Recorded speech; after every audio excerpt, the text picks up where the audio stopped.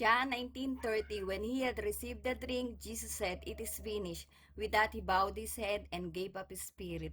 So ako po ay naoperahan sa right brain, pumutok po yung ugat, automatic paralysis po yung left, ang tawag po dyan, hemorrhagic stroke. Pag naman po nagbara, ito po ay tawag dito ay ischemic stroke. So, naopera na po yung brain ko, binuksan na, tinahina. Hindi na ako pupunta sa ibang ospital para pabuksan uli at para patahi.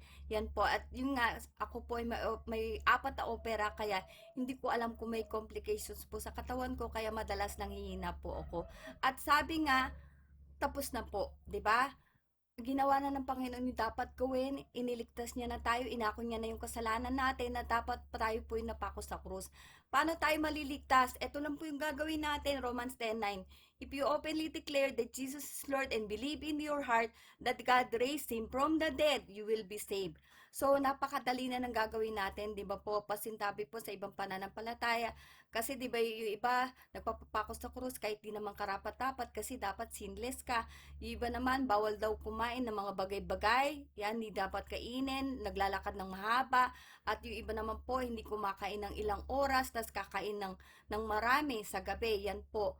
So, ayun, 1 buwan na hindi sila kakain ng ilang oras po.